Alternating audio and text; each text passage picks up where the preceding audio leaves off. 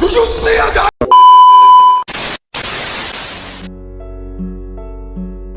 Halo guys, welcome back again with Sarjana Pintu. Bagaimana kabar kalian hari ini? Gua harap kalian sehat dan tetap semangat dalam bekerja. Amin.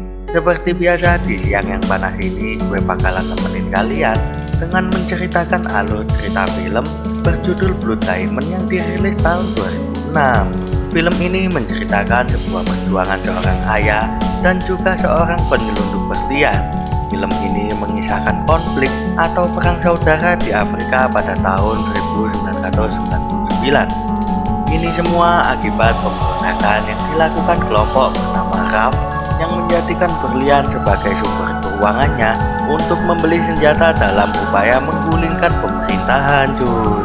Dan akibat dari konflik ini akhirnya membuat seorang ayah bernama Solomon Fardi dijadikan tahanan dan bekerja di tambang mencari berlian untuk kelompok tersebut. Tanpa diduga, Solomon pun menemukan sebuah berlian berwarna merah jambu yang sangat langka.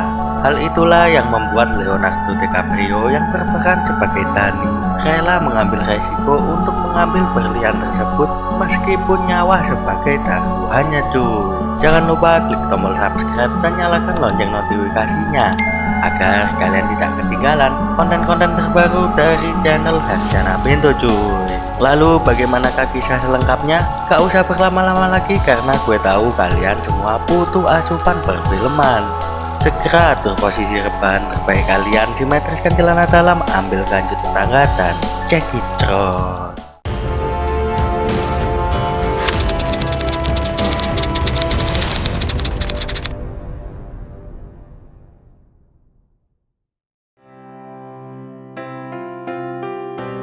Di awal film kita akan diceritakan sebuah kisah nyata dari Afrika, di mana sebuah negara yang hancur berantakan dikarenakan konflik dan perlawanan antara pihak tentara pemerintah dan pihak pemberontak, cuy. Perang saudara pun tak bisa terhindarkan akibat keinginan pihak pemberontak untuk menguasai seluruh tambang berlian di sana, cuy. Di mana berlian inilah yang menjadi sumber dana mereka untuk membeli senjata. Lalu scene pun berpindah membawa kita ke sebuah desa yang sangat indah dan damai. Seorang nelayan bernama Solomon sedang membangunkan anaknya yang bernama Dia untuk pergi ke sekolah. Sang anak yang bercita-cita sebagai dokter akhirnya bangun dan berangkat ke sekolah.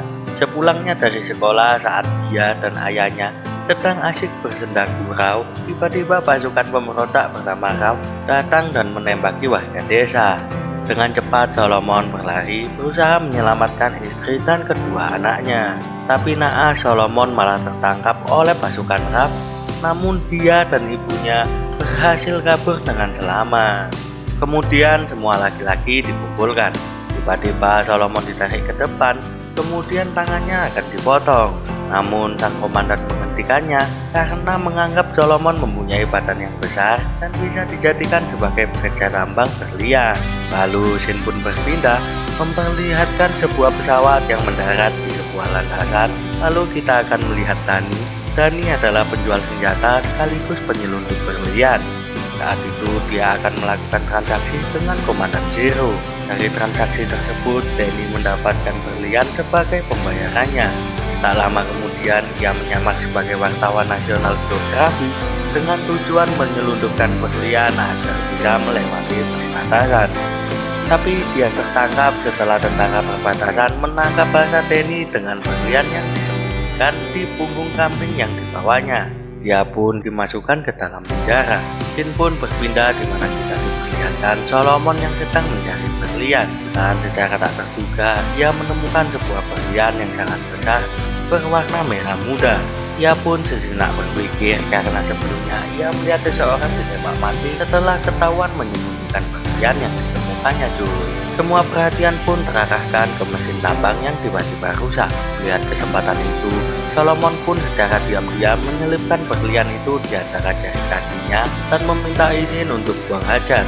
Di saat Solomon ingin menyembunyikan berlian itu, ia dipergoki oleh komandan RAF yang langsung menodongkan senjata kepada Solomon dengan sebuah pistol dan meminta Solomon untuk menyerahkannya. Tetapi tak diduga juga pasukan pemerintah datang dan terjadilah bentrok di mana komandan itu terkena granat kemudian tidak sadarkan diri cuy. Solomon pun berhasil menyembunyikan berlian itu, namun ia kemudian ditangkap oleh tentara pemerintah. Semua yang tertangkap baik itu penambang maupun pemberontak dibawa ke sebuah penjara yang sama. Tak lama kemudian Komandan Raf juga datang digotong dengan sebuah tandu.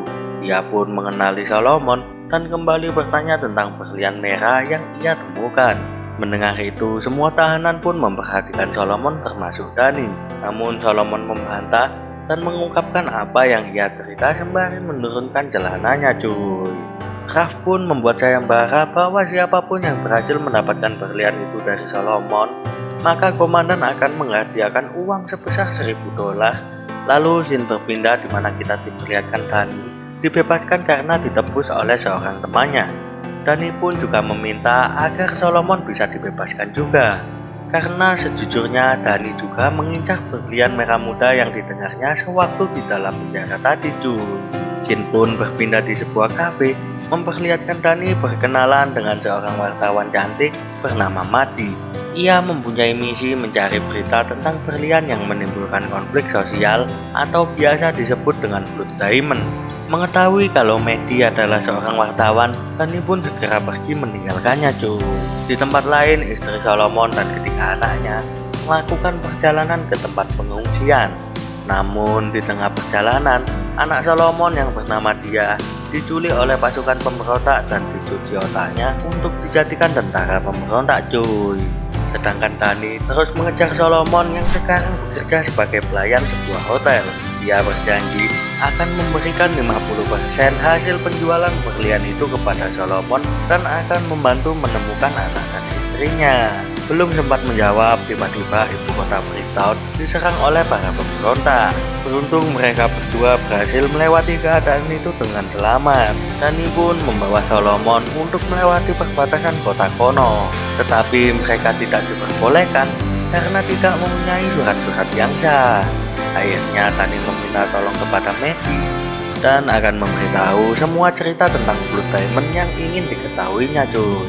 Dani pun memberitahu Medi kalau perusahaan Tiara Diamond milik kartel berlian bernama Vandenkap adalah penada berlian yang diselundupkan dari Liberia. Lewat serangkaian saham dan rekening bank di luar negeri, maka Vandenkap lah penada berlian yang menimbulkan konflik itu. Dani kemudian meminta tolong kepada Medi agar ia mau membantunya untuk mencari keberadaan keluarga Solomon. Akhirnya Medi pun berhasil melacak keberadaan keluarga Solomon di Guinea. Mereka pun pergi dengan helikopter menuju ke tempat pengungsian yang dimaksud. Dan benar saja Solomon pun menemukan istri dan anak-anaknya di sana. Sang istri memberitahukannya kalau anaknya diculik oleh pemberontak. Mengetahui hal itu, Solomon pun marah dan sempat menimbulkan keributan. Pihak pengungsian tidak bisa membebaskan keluarga Solomon karena dikhawatirkan ada pemberontak di antara pengungsi. Di lain tempat, Dani terus membujuk Medi untuk membantunya pergi ke Kono dengan tujuan mendapatkan berlian itu. Tetapi Medi kembali menolak. Akhirnya Dani membujuk Medi dengan bercerita tentang proses perjalanan Blood Diamond itu. Berlian itu berhasil diselundupkan dari perbatasan melalui pembeli setempat, kemudian membawanya ke perantara di Monrovia. Pembeli itu pun menyuap pabean agar menyatakan berlian itu berasal dari sebuah tambang di Liberia. Dengan begitu berlian itu bisa dengan sah diekspor dan sampai pada pembelinya cuy. Setelah mendengar cerita itu, Medi akhirnya mau membantu Dani agar bisa menyeberang ke kota Kono dengan menaiki mobil rombongan wartawan. Di dalam perjalanan, mobil terhenti karena melihat korban konflik yang terluka. Di saat mereka sibuk meliput kejadian, mereka tiba-tiba dihujani oleh tembakan dari pasukan pemberontak. Tetapi mereka berhasil kabur dengan selamat. Tak berlangsung lama, mobil yang mereka tumpangi diberondong peluru oleh tentara pemberontak. Banyak teman-teman wartawan tewas tertembak. Dani dengan sigap berhasil membawa mereka meloloskan diri. Di tengah perjalanan, mereka bertemu dengan suku Amazon yang melindungi rumah-rumah mereka. Hampir saja mereka dibunuh, tetapi dengan kehebatan tipu daya Medi, Ia berhasil meluluhkan hati pasukan suku Amazon dan malah menjadi petunjuk jalan ke tempat Benyamin, seorang pengasuh anak-anak di tempat rehabilitas korban perang. Keesokan harinya Benyamin mengantarkan mereka untuk pergi ke Kono. Di tengah perjalanan Benyamin ditembak oleh pasukan anak-anak pemberontak. Ia pun dilarikan ke pangkalan militer Kono. Sang komandan yang juga bos Dani yaitu Kolonel Koji memerintahkan Dani untuk ikut dalam operasi pencarian berlian merah yang tengah jadi bahan perbincangan. Dani pun mengiyakan perintah kolonel tersebut. Tetapi Dani secara diam-diam pergi sendiri dengan Solomon tanpa sepengetahuan kolonel dan anak buahnya.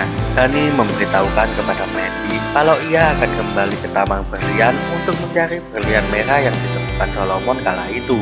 Mehdi memaksa untuk ikut bersama Dani, tapi Dani tetap menolak dan menyuruhnya untuk pergi meninggalkan tempat konflik tersebut. Sebelum berpisah, Mehdi memberikan kartu nama yang berisi nomor telepon kantor, rumah, dan nomor handphonenya cuy. Malam harinya di tengah perjalanan menuju Taman Berlian, tiba-tiba pasukan pemberontak muncul dari arah belakang, lalu mereka pun segera bersembunyi di balik semak-semak. Saat pasukan tersebut melintas, Solomon tiba-tiba berteriak memanggil bocil yang dikira anaknya. Ternyata kali itu Solomon salah. Teriakan Solomon pun dibalas dengan gelondongan tembakan oleh pasukan pemberontak itu, dan mereka pun segera kabur dan bersembunyi dari kejaran mereka cuy. Keesokan harinya mereka pun melanjutkan perjalanan. Saat mereka mendekati lokasi tambang, mereka berdua berselisih pendapat, yang mana Solomon ingin menyelamatkan anaknya, sedangkan Dani hanya ingin mengambil berlian itu. Perdebatan itu mengakibatkan keributan di antara mereka, yang mana argumen dimenangkan oleh Solomon. Akhirnya Dani mengikuti keinginan Solomon untuk menyelamatkan anaknya terlebih dahulu. Saat tiba di daerah tambang, Dani dan Solomon melihat sejumlah pasukan pemberontak yang sangat banyak. Dani pun meminta bantuan kepada Kolonel Koji untuk mengirimkan helikopter di titik-titik koordinat yang sudah ia berikan. Di malam harinya, Dani mendapati Solomon mengendap-endap masuk ke markas pemberontak. Solomon terus mencari anaknya, dan pada akhirnya ia menemukan anaknya yang sedang bermain kartu. Tetapi setelah dipanggil, dia malah tidak mengakui ayahnya. Ia diteriaki penyusup oleh sang anak dan akhirnya Solomon pun ditangkap. Lalu keesokan harinya, Solomon diinterogasi oleh komandan pasukan pemberontak. Tiba-tiba helikopter dari pasukan Koji datang dan meluluhlantahkan markas pemberontak cuy. Sontak keadaan pun menjadi tidak karuan, dan di tengah keadaan itu Solomon yang murka akhirnya mengejar komandan pasukan pemberontak dan membunuhnya. Setelah Kolonel Koji bertemu dengan Dani, mereka berdua membuat kesepakatan untuk berbagi berlian itu 60-40. Tetapi Solomon tidak mau menunjukkan tempat berlian tersebut disembunyikan. Dani akhirnya memaksa Solomon dengan menyerahkan dia kepada kolonel agar Solomon mau menunjukkan tempat berlian itu. Akhirnya Solomon pun mau memberikan berlian tersebut. Di saat Solomon sedang menggali, Dani memberikan kode kepada Solomon untuk melawan Koji beserta anak buahnya. Pertarungan pun terjadi dan dimenangkan oleh Dani dan Solomon. Namun Dani tertembak di bagian dadanya. Saat Solomon mendapatkan berlian itu, dia tiba-tiba menodongkan senjata kepada Dani. Solomon mencoba menasihati anaknya secara pelan-pelan, dan anaknya pun luluh di pelukan ayahnya. Setelah mendapatkan berlian itu, Dani dan Solomon berusaha naik ke puncak bukit karena di sana mereka akan dijemput oleh pesawat milik temannya Dani. Di tengah perjalanannya menuju puncak bukit, Dani pun digendong Solomon karena luka tembak yang dialaminya. Dani memutuskan untuk tetap tinggal dan menahan laju para tentara dan memberikan berlian itu kepada Solomon. Di akhir hidupnya, Dani menelpon Mehdi untuk meminta tolong agar Mehdi mau menolong Solomon beserta keluarganya. Dani berkata bahwa Solomon lah yang bisa memberikan informasi bagaimana cerita awal berlian hingga sampai kepada pembeli, sehingga Mehdi bisa menulis berita fakta tentang Blue Diamond. Dani pun akhirnya tewas di tempat tersebut. Lalu Shin pun berpindah di sebuah jalan di kota London. Mehdi mengatur strategi untuk mempertemukan Solomon dengan Simon, bos dari perusahaan berlian Vanden Kampf. Tak lama kemudian Simon pun datang, sedangkan Mehdi mengambil foto-foto transaksi tersebut dari kejauhan. Artikel yang dibuat Medi berhasil membuat 40 negara menandatangani perjanjian yang menyebutkan jika berlian yang berasal dari daerah konflik akan dicabut surat izinnya cuy. Beberapa hari kemudian Solomon pun terlihat diundang di sebuah rapat. Ketika naik podium ia pun mendapatkan standing applause dan film pun tamat cuy. Ending yang mengharukan banget. Jadi begitulah alur cerita film dari Blood Diamond kali ini. Pesan dan kesan dari film ini ialah janganlah menjadi orang yang serakah akan kekayaan duniawi, karena kekayaan kita sudah diatur oleh Sang Pencipta. Jadi jangan sampai keserakahan kita menghancurkan diri kita dan juga orang sekeliling kita cuy. Jangan lupa klik tombol subscribe dan nyalakan lonceng notifikasinya agar kalian tidak ketinggalan konten-konten terbaru dari channel Sarjana Bento. Akhir kata gue pamit, salam Bento untuk calon sarjana. Thank you for watching this video and see you in the next video. Ciao.